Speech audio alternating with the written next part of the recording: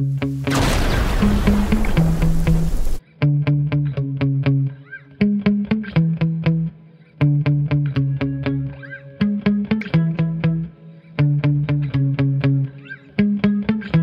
hello, my paranormal peeps. My name is Matt Harvey. I am the founder and lead investigator with Deep Woods Paranormal. I am also the host of the Deep Woods Paranormal podcast, along with my wife Amanda. She does her ghost stories every Wednesday. This is the Monday podcast. I'm sorry it's coming out on Friday. It's been a crazy week. Our schedules are just insane right now. Between setting up our production company, and doing podcasts and doing investigations and working our normal full-time jobs. Plus, we have 5 crazy dogs. We just we get a little swamped sometimes, so sometimes the podcasts don't always come out when they're supposed to. Okay, okay, guys. Sorry about the little bit of a gap there. I had to stop for just a second. Anyways, so people are asking, what are you guys up to? What are you going to be investigating next? I know we've kind of said a lot about this, but we're going to be at the OP Pyle House here in next Saturday. We're going to be doing a live podcast either on Facebook. We might be doing it on multiple platforms, but we'll be on Facebook, probably YouTube, and also on TikTok. So if you're following us on any of these accounts, we'll be doing a live from the house. Essentially, what's going to happen is we're going to basically doing podcasts, interviewing people as they come out to tell us about their experiences. We're going to be documenting their experiences and writing stuff down, and then basically after they leave at 2, I think, in the morning, we have the house to ourselves for several hours. So I'm not exactly sure who all is going to stay with us and investigate, but we're going to it's definitely going to be Amanda and I, and I'm not sure how many other people. So this is coming up on this next Saturday, the 22nd. Maybe we'll see you there if you're here in Texas. Tickets are $50. We're not involved in that. We're just one of the guests going to this event. So let's talk about the OP Pyle House real quick. This is a very historical home that was built in the early 1900s, 1903 through 1904. The house was built by Owen Pinkley Pyle. He was the original owner of the house. Supposedly, there are double-digit spirits in the house. So I hear a lot of those are kids, and I hear that there's a lot of them outside. Basically there's a couple of kids that are seen with a nanny, and essentially they like to play tricks on people. So that said, I'm going to interrupt what I'm doing. I want to show you guys these things. If you're watching, I don't know if you're going to be able to see this. Let me see if I can hold it from the very bottom. Of course not. Okay, so this is just a little wind-up toy. Why is this not working? Oh, there it is. And it has a little key on the side here that you essentially this thing's not letting me show this. So essentially has a anyways, it's got a little wind-up toy. This is what they would have had back in the early days of toys, essentially. One thing we did find at a location that we have a lot of luck with is one of these. If I can get this to show up on camera. Come on, camera. It's a dreidel. So hold it like this. It's cutting in and out. But it's just a wooden dreidel. I don't know if you can bear. There it goes. Now it's showing it. So it's just a dreidel. Essentially, you just basically drop it, you spin it and drop it. It rolls around until it comes to a stop. That was something that they used to use back in the day. And good old Raggedy Ann, if she'll stay in picture. We're going to be taking a Raggedy Ann doll because there's a couple little kids there. Probably put a K2 in front of her and maybe just leave her sitting. I don't know. We'll see what happens.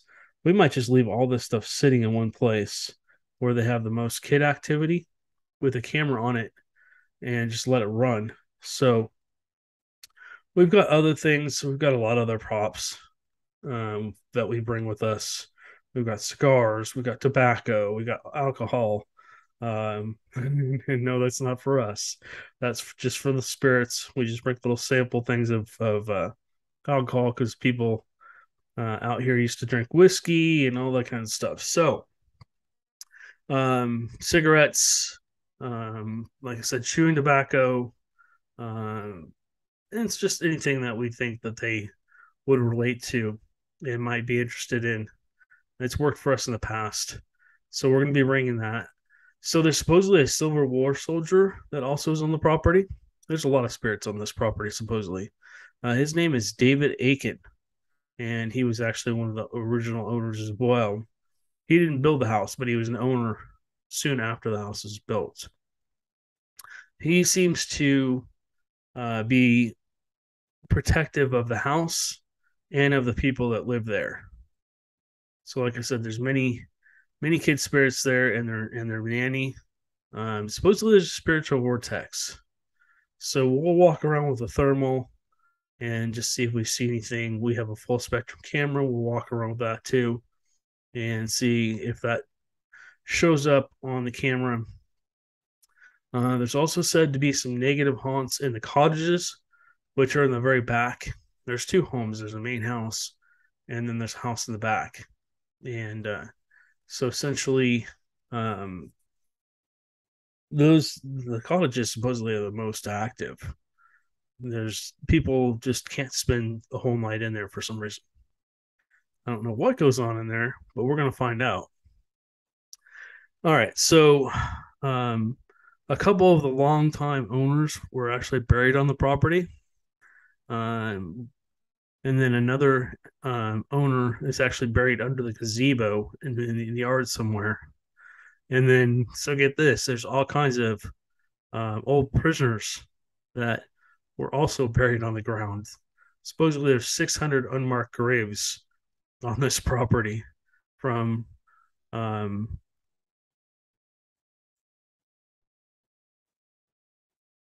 they were prisoners, and they were basically slave labor, free labor, whatever you want to call it.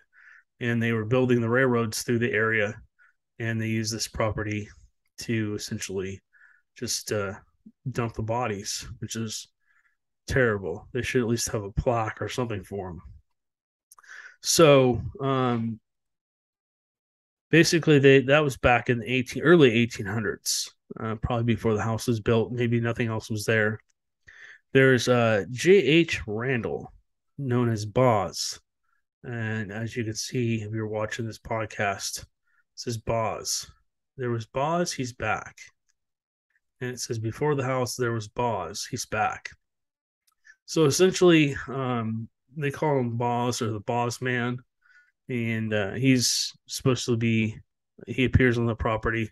I've not been able to find out much information. I've watched numerous videos on YouTube of people seeing activity, but they haven't gotten any names. They haven't gotten any other information. So I'm just curious to see what we pick up. So again, we'll be doing live podcasting from the house. We'll be interviewing witnesses and stuff like that to come tell their stories, which will be fun to hear their stories so we can get information. And then after that, we'll basically have the chance to investigate the whole house by ourselves, which will be really cool. All right. So let's switch to other news. One of the questions I get asked a lot is, where did we get started? For me, I started back, God, in 1990, 1989 ish. I was a young teenager and essentially lived in haunted homes or just had paranormal activity going on around me constantly. Most was human spirits, and then it turned to negative haunt. And again, that's where I met Amanda.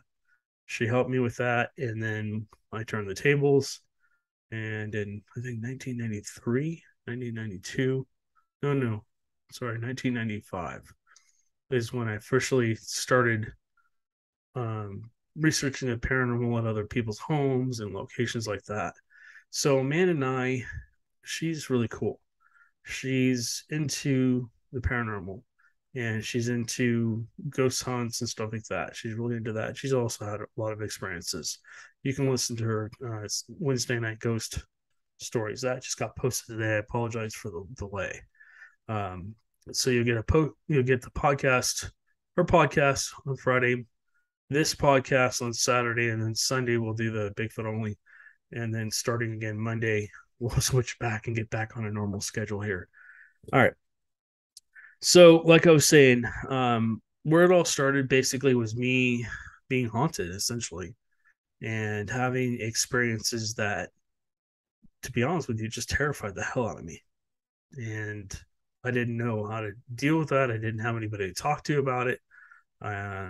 Couldn't talk to my parents. My mom is very heavily Catholic, and my dad is more of a non-believer.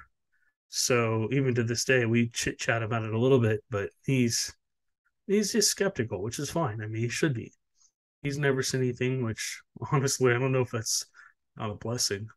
But yeah, one thing I would say, that's what got me into it. And then essentially, I think I've talked about this before. Everybody said, asked me questions. What was your first case? In our first case, believe it or not, we didn't have a lot of gear. We had, I think, one night vision handycam because they were super expensive back there. I think somebody in our group had one. We were just running around with basically regular video cameras, trying to document anything we had. We had a lot of audio recorders at that point. I think we had a couple of K2 meters as well, and some other gear, some other EMF detectors. And then we had, I think, 3 or 4 DVR cameras that plugged into an actual computer, a laptop. And so we basically just kind of stayed together and moved through the house. The reports were of, I don't even remember what the reports were anymore. It's been so long. It's been 20 plus years. Anyways, the reports were of just things happening in the house, and the homeowner was scared of it and wanted to know more about what was going on. We saw, I think a couple of people saw a full body apparition, and then I think I've talked to you guys about the wrench before. So we were in the garage, or they were in the garage, and I was in the other room, in the living room, trying to, I don't know what I was doing. I was doing something. I was trying to get an audio recorder going or something like that. And they come in and, Matt, the wrench out here on this hook is just swinging back and forth. I'm like, what? No. Okay. We were a TAPS family member team, by the way. So we tried to debunk everything. And that's what we did. We spent the first couple, 3 or 4 hours every investigation trying to figure out other reasons for the activity. What else could it be besides a ghost? So, especially with this case, we really wanted to do that to take the fear away from our client. And so I walk out, and I kid you not, this damn wrench. It's there's a nail on the side of a shelf, and it's sticking out about 6 inches from the wall. And there's just a regular wrench hanging on the end of it's just got the circle hook on the end of it, the circle, and it's hooked on to the nail, and it's literally swinging back and forth. So I sat there for about, I don't know, 30 seconds. I'm like, oh, you guys are just messing with me. And they're like, no, we're not messing with you. So like, I started laughing. I'm like, okay, I'm going to stop this. And I stopped it and I held on to it for a second or two, and it was perfectly still. I said, okay, let's see you do this. Let's see you move that. And all of a sudden, the wrench literally starts back and forth, and it picked up speed. It picked up speed to almost where it was hitting the wall. I mean, it was moving 3 or 4 inches back and forth, like somebody was just moving it. And I couldn't believe it. I was like, what the hell? And we documented it on video. And then we picked up all kinds of audio EVPs of different entities in the house. Another thing, everybody asks me, have you ever had an encounter with an animal, a ghost animal? And this was the first time this had ever happened to me, so I didn't exactly know what to make of it. we were doing an EVP session in the living room. We actually had the client with us because we weren't getting much activity besides the wrench and seeing an apparition.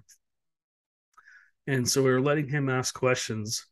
And I look up and I see this black silhouette, and I couldn't understand what it was. I didn't know, I couldn't interpret what it was.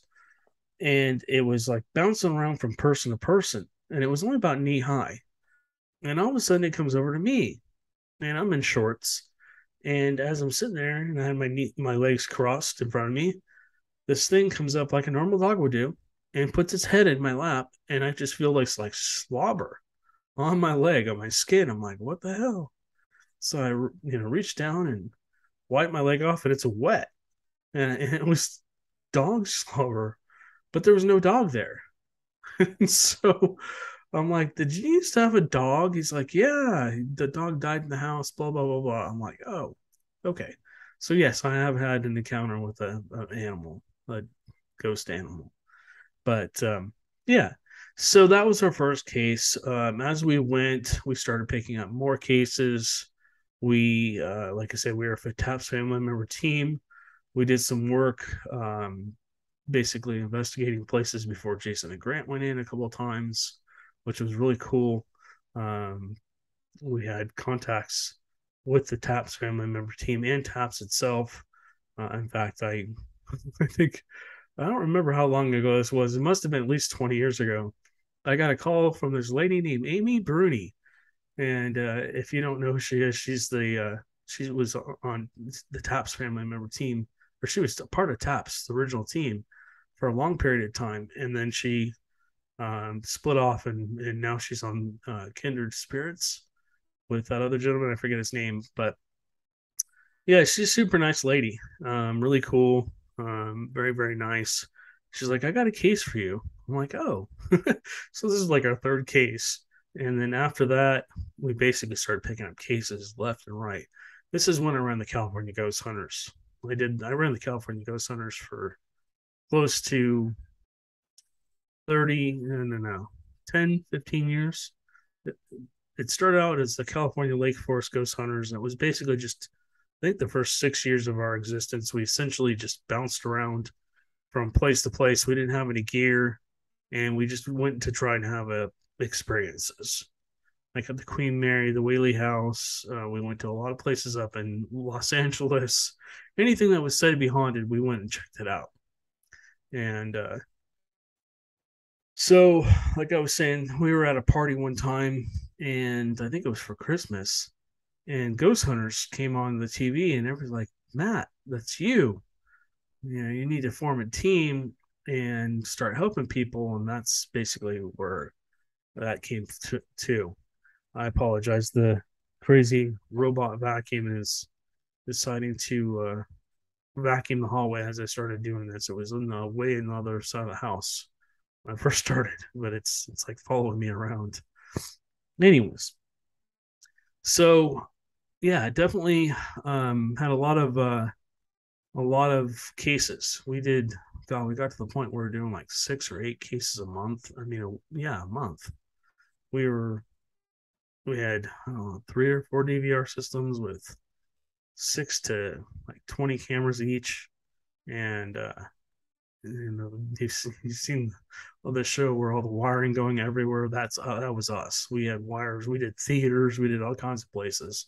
And I'll tell you what, those wires suck, because you really do have to basically tape them down most of the way and make sure that, number one, they don't come up and trip you, but number two, they get disconnected real easy. So thank God for technology. Now we have Wi-Fi, so we can connect a camera and go from there. Here comes that poltergeist vacuum again. So yeah, that's basically where we started. And basically, I hope that answers your questions. If you guys have any further questions, let me know. We always like to get questions from you guys. You can either leave a comment on our YouTube channel, our TikTok channel, or contact us, Deepwoods Paranormal. Deepwoods Paranormal at gmail.com. You can message me or text me 979-250-0072. That is my personal cell, and I don't really care. My phone number's all over the internet, Facebook, and all the social media has it. Our website, unfortunately, this is why everything's late this week. Our website went down last Friday, and the company that hosts it said, "Oh, well, we can fix it, but it's going to be X amount of money." And I just went, I was like, "No, that's okay.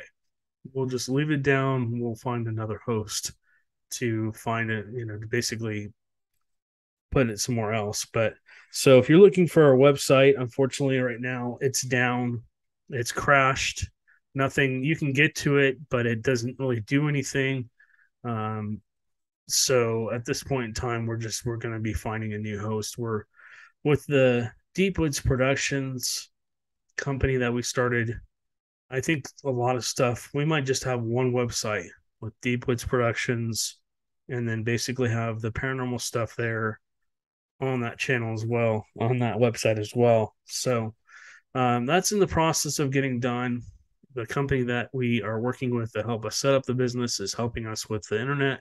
I'm sorry, with the website now.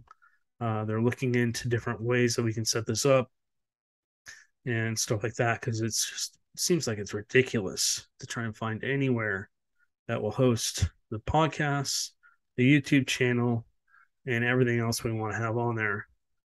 So, of course, we have Audible too, where you can go back and listen to a lot of the old EVPs we got from different locations. But, anyways, guys, I don't want to keep rambling on. Maybe we'll see you at the Pyle House next Saturday. If not, please make sure you tune in to our Facebook account. It's Deep Woods Paranormal. Our YouTube channel, Deep Woods Paranormal, and our TikTok channel, Deep Woods Paranormal. Just type in Deep Woods Paranormal, we should come up. And then basically you can just look for our live. So, okay, guys. We'll talk to you guys later.